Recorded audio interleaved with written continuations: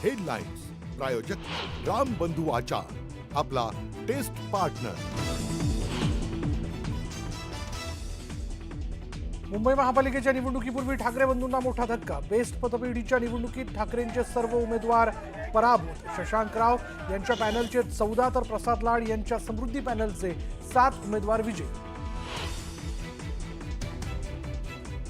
ठाकरे बंधूंनीच या निवडणुकीचं राजकारण केलं, परंतु ते लोकांना आवडलं नाही। फडणवीसांचं वक्तव्य तर ब्रँडचा बँड वाजवण्याचं काम जनतेनं केलं, शिंदेंची टीका। राज्यात 25 ऑगस्टला वराह जयंती साजरी करण्यात यावी। मंत्री नितेश राणे यांचं मुख्यमंत्र्यांकडे यांची मागणी। शासनामार्फत विविध कार्यक्रमांचं आयोजन करण्याची ही विनंती। गृहमंत्री अमित शहानी लोकसभेत 130वं घटना दुरुस्ती विधेयक मांडलं। काँग्रेस आणि एमआयएमचा विधेयकाला विरोध। लोकसभेत विरोधकांचा गदारोळ। मतचोरीचा चुकीचा आरोप केल्याप्रकरणी सीएसडीएसच्या संजय कुमारांविरोधात नाशिकच्या सरकारवाडा पोलीस ठाण्यात गुन्हा दाखल। निवडणूक आयोगाच्या तक्रारीनंतर दाखल करण्यात आला गुन्हा।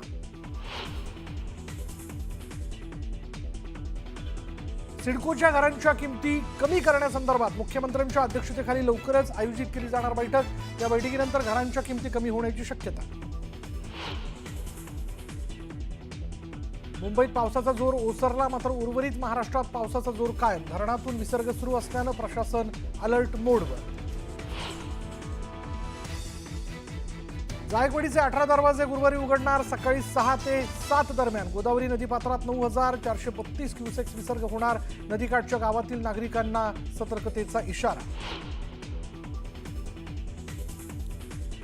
विजेच्या तारेला स्पर्श झाल्यानं एकाच कुटुंबातील 5 जणांचा मृत्यू। जळगावच्या वरखेडे गावातील धक्कादायक घटना। कानात हेडफोन लावून पावसात प्रवास करणं बेतलं जीवावर। हायटेन्शन तारेचा शॉक लागल्यामुळे 17 वर्षाच्या तरुणाचा मृत्यू। लोकांनी सांगून देखील दुर्लक्ष केल्यानं गेला जीव। पर्युषण पर्वात 2 दिवस कत्तलखाने बंद राहणार। मुंबई महापालिकेची उच्च न्यायालयात माहिती। तर बादशाह अकबरानंही कत्तलखाने बंद ठेवल्याचा वकिलांचा दावा। आणि संघाचे अनेक लोक वारकरी संप्रदायात घुसले। वारकरी संप्रदायाचं भगवीकरण करण्याचा प्रयत्न। बडे मुद्देमध्ये शरद पवारांच्या पक्षाचे प्रवक्ते विकास लवांडेंचा आरोप।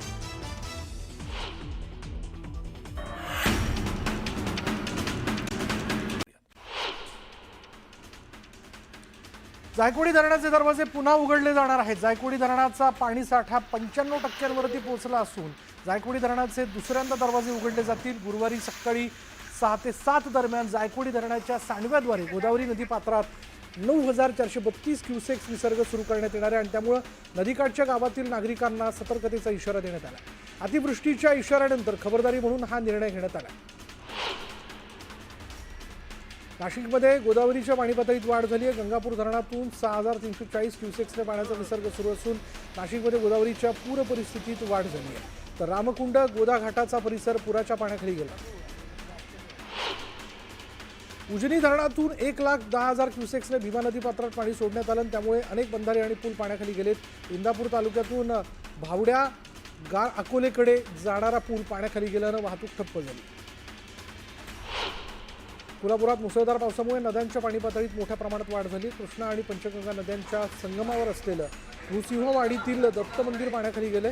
कोयना, वारणा आणि राधानगरी धरणातून विसर्ग सुरू असल्यामुळे शिरोळ भागात पाणी भरण्याची शक्यता स्थानिकांकडून वर्तवली जाते। कोल्हापूरच्या पंचगंगा नदीने धोक्याच्या पातळीकडे वाटचाल सुरू केली आहे। नदीची पातळी 40 फुटांवरती पोहोचली आहे। पंचगंगेची धोका पातळी ही 43 फूट आहे। धोका पातळी गाठायला अवघं 3 फूट पाणी बाकी आणि पंचगंगेच्या उगमस्थान असणाऱ्या प्रयाग चिखली इथलं दत्त मंदिर देखील पाण्याखाली गेलं आणि या ठिकाणी असणाऱ्या पुलाचं काठोकाठ पाणी आलं। कोल्हापूरच्या पंचगंगेने इशारा पातळी ओलांडली। पंचगंगा नदी धोक्याच्या पातळीवरती वाहताना दिसते आणि त्यामुळे 85 बंधारे अद्यापही पाण्याखालीच गेल्यानं वाहतूक विस्कळीत झाली। कोल्हापूरच्या शाहूवाडी तालुक्यातील कान साखोऱ्यात अतिवृष्टीमुळे वारणा नदी आणि कांसा नदी यांचा संगम असलेल्या मालेवाडी गावाशेजारी रस्त्यावर पाणी साचल्यानं 16 गावांचा संपर्क तुटला आणि त्यामुळे मालेवाडीसह नदीकाठच्या गावांना प्रशासनाने सतर्कतेचा इशारा दिला। सोलापुरातील हिप्परगा तलाव ओव्हरफ्लो झाला. तलाव ओव्हरफ्लो झाल्यानं परिसरात पूरजन्य परिस्थिती निर्माण झाली आहे. पावसाचा जोर आणखी वाढला तर तलावाची पाणी पातळी आणखी वाढण्याची शक्यता आहे. कोयना धरणात 1,08,000 क्युसेक्सने पाण्याची आवक सुरू आहे. धरणाचे दरवाजे 13 फुटांनी उघडण्यात आले. धरण सध्या 102 क्षमतेने भरले. त्यामुळे पाटण तालुक्यातील 53 कुटुंबांमधील 253 लोकांना सुरक्षित स्थळी हलवण्यात आले. खेडमधील ब्रिटिशकालीन बोरज धरण ओव्हरफ्लो झाले आणि त्यामुळे धरण परिसरात जाताना खबरदारी घेण्याचं आवाहन पर्यटकांना करण्यात आलं. पुण्याच्या खडकवासला धरणातून मोठ्या प्रमाणात पाण्याचा विसर्ग करण्यात आल्यामुळे एकता नगर भागात पाणी भरलंय. मुळा मुठा नदी पात्राबाहेर आलं असून नदीच्या प्रवाहात वाढ झाली आहे. नदीकाठची अनेक मंदिरं पाण्याखाली गेलेली आहेत. दरम्यान नदीकाठच्या गावांना सतर्कतेचा इशारा देण्यात आला. मुंबईला पाणी पुरवठा करणाऱ्या शहापुरातील भातसा धरणाचे 5ही दरवाजे 1.5 मीटरने उघडण्यात आले. पाण्याचा विसर्ग केल्यानं भातसा नदीनं पुलाची उंची गाठली. दरम्यान पाऊस सुरूच राहिल्यास शहापूर मुरबाड पूल पाण्याखाली जाण्याची शक्यता आहे. गावराईपाडामध्ये मुसळधार पावसामुळे डोंगराचा काही भाग कोसळला. सुदैवाने यात कोणतीही जीवितहानी झालेली नाही. गेवराईपाडातील नवीन रेल्वे सुरळीत आहे आणि मात्र डोंगराचा भाग कोसळल्यानं कामावर प्रश्नचिन्ह निर्माण झालं. बदलापूरतून जाणाऱ्या उल्हास नदीनं धोक्याची पातळी ओलांडली. यामुळे नागरिकांमध्ये भीतीचं वातावरण निर्माण झालंय. यावेळी कार चालकांनी कार सुरक्षित स्थळी पार्क केले.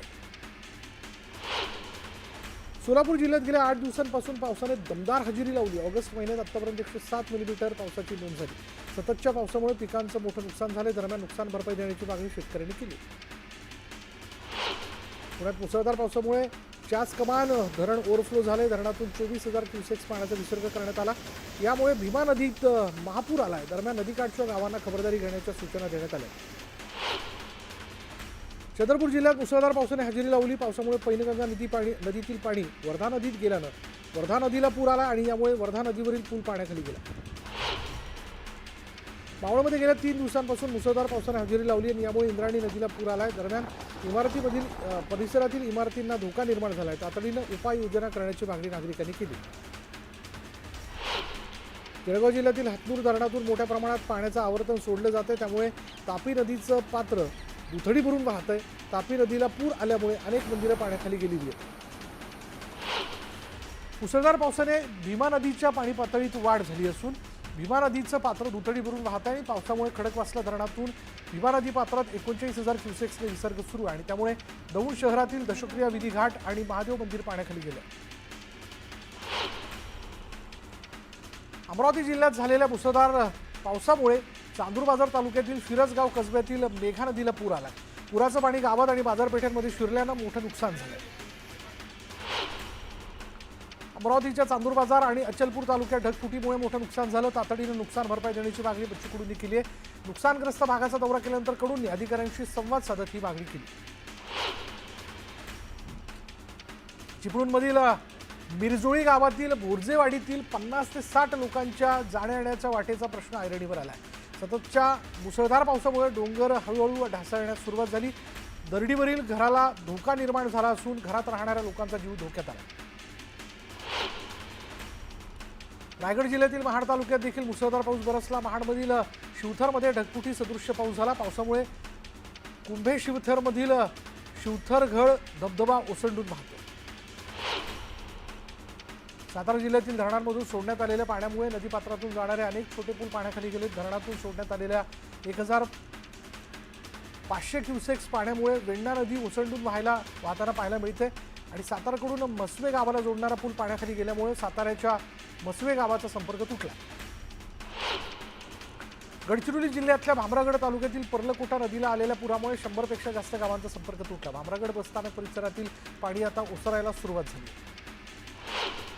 मालेगाव मनमाडसह नाशिक जिल्ह्याच्या ग्रामीण भागात पावसाची संततधार सुरूच आहे. सर्वच धरणं बंधारे तुडुंब भरली. अतिवृष्टीमुळे शेतीचं मोठं नुकसान झालंय.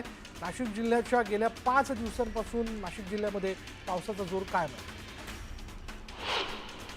वाशिमच्या गोबणीसह परिसरात पैनगंगा नदीला पुरामुळे शेतीला फटका बसलाय. पुरामुळे मागील 7 दिवसांपासून करडा गोबणी हा रस्ता जो आहे तो बंद झाला. वाशिमसह नांदेड जिल्ह्यातील 350 गावांमधील 4,11,000 हेक्टर शेतीचा पाऊस आणि पुरामुळे अतोनात नुकसान झालंय. या नुकसानीची कृषी मंत्री दत्तात्रय भरणे यांनी पाहणी केली. मंत्री भरणेंनी दुचाकीवरून शेत पिकांची पाहणी करत शेतकऱ्यांना भरपाईचं आश्वासन दिलंय. दरम्यान सरकार शेतकऱ्यांच्या पाठीशी असल्याचंही त्यांनी म्हटलंय. नाशिकच्या इगतपुरीतील वाघाचा झाप मेंगा झाप कातोळी वस्ती इथला रस्ता पाण्याखाली गेलाय आणि यामुळे आदिवासी पाड्यांचा शहराशी संपर्क तुटलाय. विद्यार्थी आणि नागरिकांना आपला जीव मुठीत घेऊन प्रवास करावा लागतोय.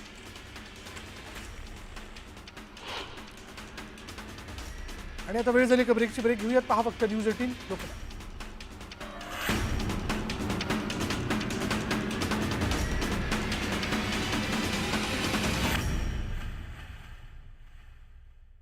आता मी जाम स्ट्रिक्ट झालो यार.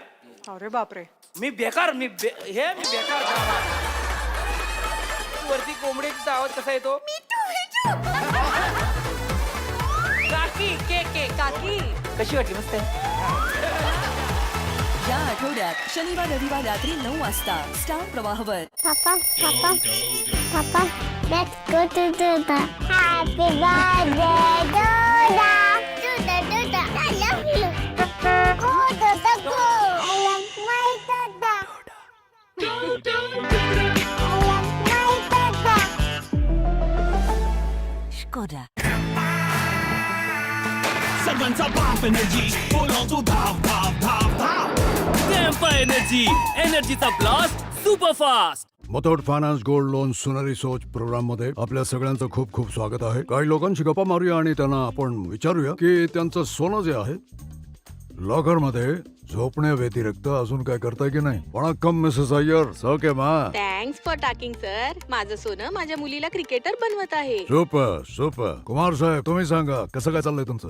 अरे खूपच छान चालू आहे सर. माझं सोनं माझ्या ट्रान्सपोर्ट बिझनेस मध्ये गती आणत आहे. अरे वा फारच छान. तर आपलं सोनं कामाला लावा. आजच कॉल करा 1-800-313-1212 वर. 116 वर्षांचा दैदिप्यमान प्रवास, शुद्धता, विश्वास आणि तुमच्या प्रेमाचा सादर आहे वर्धापन दिनानिमित्त खास ऑफर. वामनहारी पेठे ज्वेलर्स, सोनेरी क्षणांचे सोबती, आता ठाणे येथे.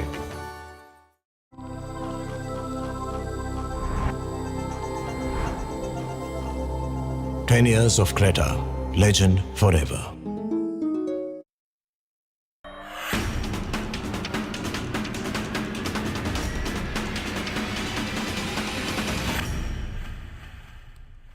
आता ब्रेक नंतर आपण बघणार आहोत इतरही घडामोडी. प्रकृती बिघडल्यानं उपचारासाठी जात असताना पुरामुळे भामरागडमध्ये अडकलेल्या अंगणवाडी सेविकेच्या मदतीला गडचिरोली पोलीस धावून आले. या महिलेला उपचारासाठी हेलिकॉप्टरच्या मदतीने गडचिरोलीतील रुग्णालयात दाखल करण्यात आलं. त्यामुळे सीमा बांबोडे या अंगणवाडी सेविकेचा जीव वाचला. कल्याणनगर महामार्गावर मोठ्या प्रमाणात पाणी साचले आणि यामुळे रायते नदीजवळ नॅशनल हायवेचे 30 कामगार अडकले होते आणि याची माहिती मिळताच एनडीआरएफचं पथक घटनास्थळी पोहोचलं होतं. पोकलेनच्या मदतीने सर्व कामगारांचा सुखरूप रेस्क्यू करण्यात आला. पुण्याच्या चांडोह लाकण गावातील पूल पाण्याखाली गेला. दरम्यान पुराच्या पाण्यातून तरुणांनी स्टंटबाजी करत रस्ता पार केला. अनेकांनी अडवलं मात्र स्टंटबाज तरुण जीव धोक्यात ठेवून पुरातून रस्ता पार करतानाचं दृश्य समोर आलंय. छत्रपती संभाजीनगरच्या वेताळवाडी रुद्रेश्वरमध्ये पर्यटनासाठी आलेले 7 जण अडकले होते. अचानक पुराचा प्रवाह वाढल्यानं नागरिकांना तात्काळ धाव घेत 7 जणांना वाचवलं. सुदैवानं अनर्थ टळला. पुण्याच्या राजगड तालुक्यातील मेट पिलावरे गावातील जोरकरवाडी इथे पूल नसल्यानं शाळकरी मुलांना जीव धोक्यात घालून ओढा पार करावा लागतो. तुडुंब भरलेल्या ओढ्यातून पालक साखळी करून मुलांना शाळेत पोहोचवताना दिसतात.